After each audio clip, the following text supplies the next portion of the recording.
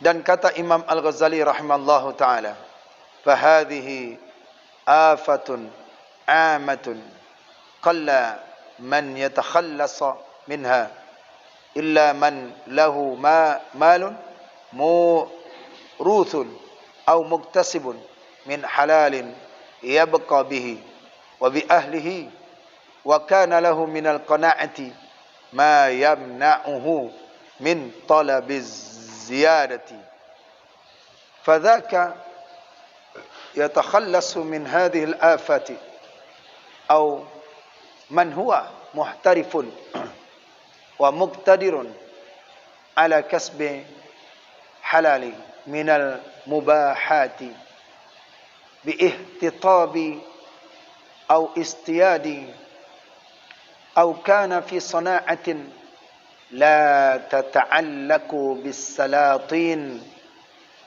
wa yaqdiru ala ay yu'amala biha ahli al-khairi wa min zahirihi salamati wa ghalibu malihi al-halali.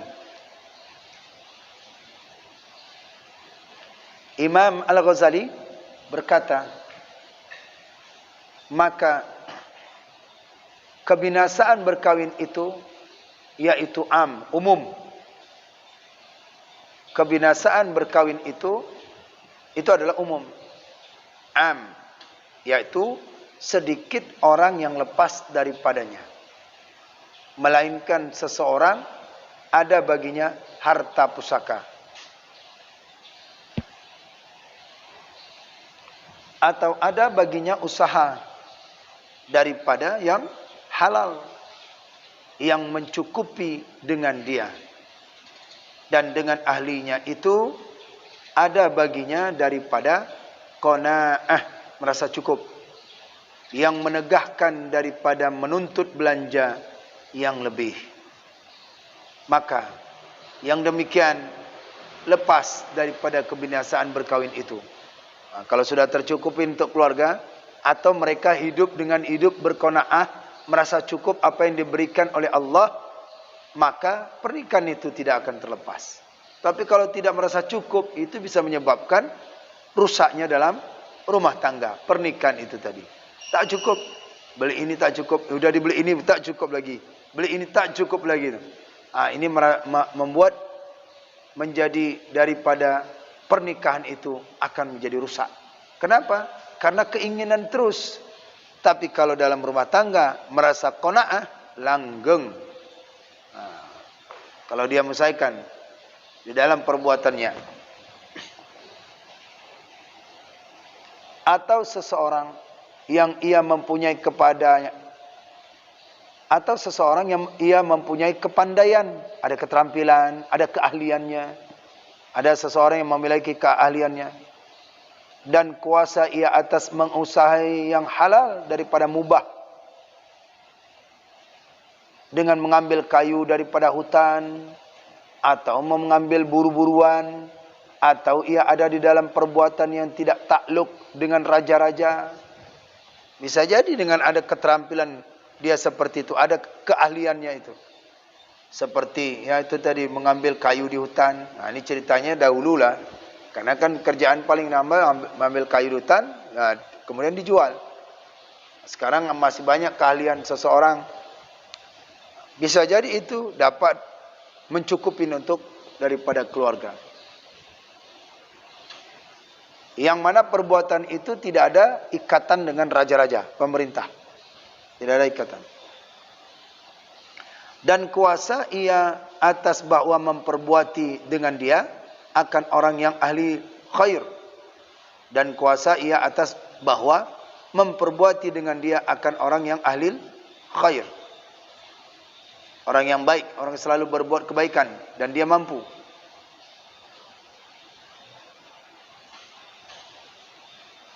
Dan orang yang zahirnya itu sejahtera dan ghalib, hartanya itu halal. Yang dia cari itu adalah harta yang halal. Maka yang demikian itu lepas daripada kebinasaan berkahwin.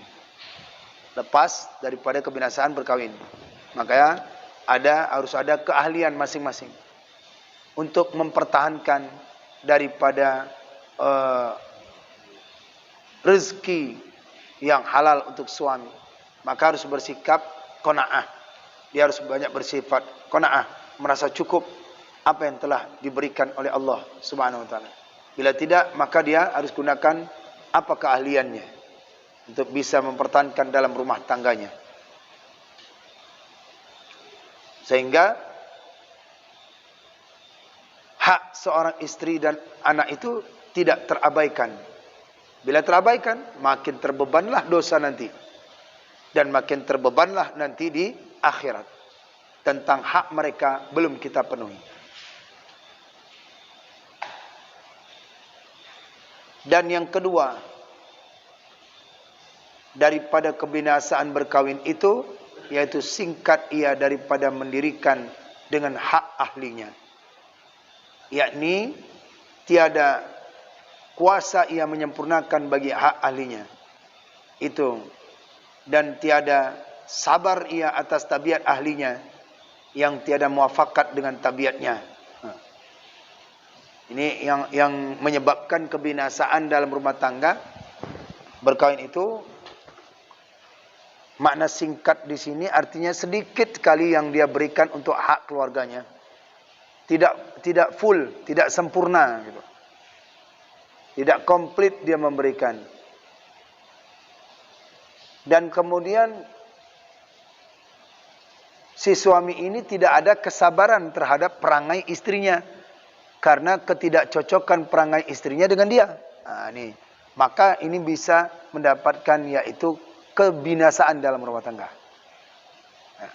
Makanya dulu dia cari orang yang sesuai dengan kita, sepadan dengan kita, satu ide katanya, satu jalan, satu pemikiran. Ternyata begitu nikah, ternyata tidak satu jalan lagi.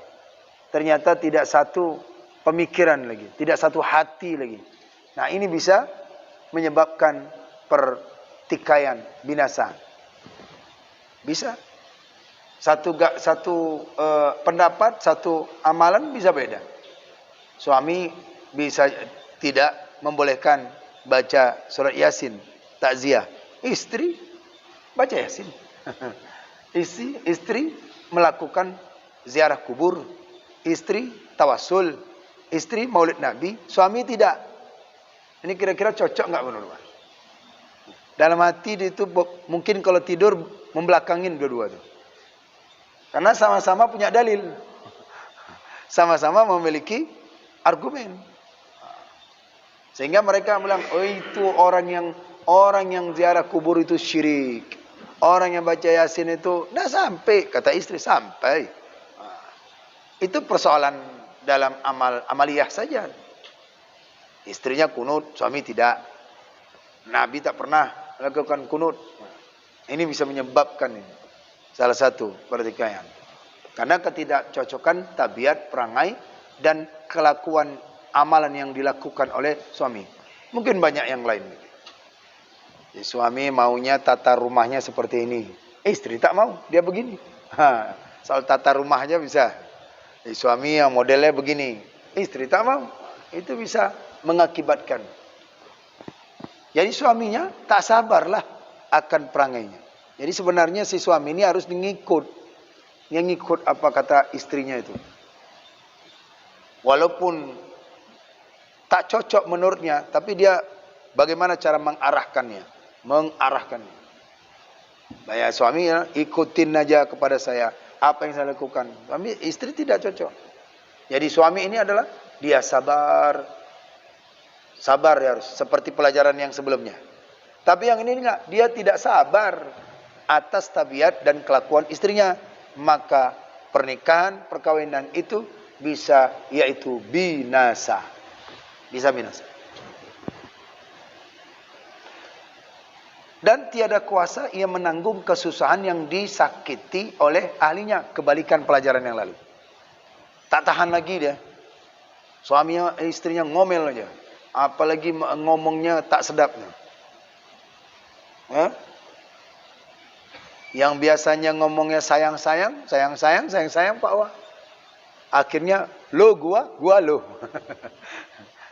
Atau sampean tuh ya. Atau ini, kamu tuh ya. Nggak boleh. Tak boleh. Uraka, nusyuj namanya. Nggak boleh kepada suami seperti itu. Harus etika, harus adab tinggi. Ibadahnya sia-sia.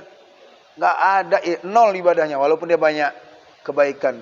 Walaupun banyak. Kalau dengan suami masih ini. Nah, yang si suami ini, dia nggak sabar. Dia nggak sabar. Udahlah, ambil jalan pintas. Masih banyak perempuan lain. Daripada aku menanggung dosa nanti. Ini makin dididik. Udah, ngomong bebek. Kayaknya kita tidak bisa diperpanjang lagi.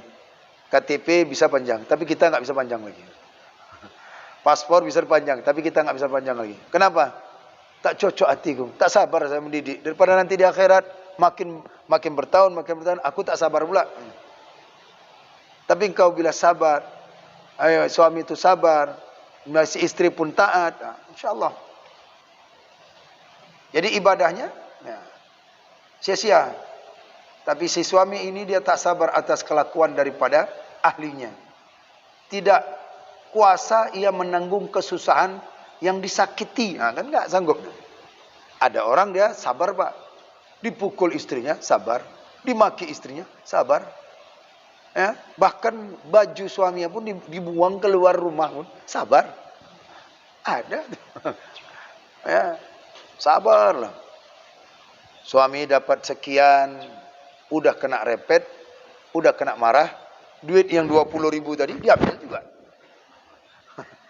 Udah marah-marah. Nah, itu istri yang kelakuannya mungkin jadi. Itu kalau kelakuan kalau dapat di luar ya begitu. Tapi kalau dia tidak ngaji, intinya ngaji dia. Ngaji dia. Kalau niatnya itu ngaji, insyaallah pasti akan taat kepada suami.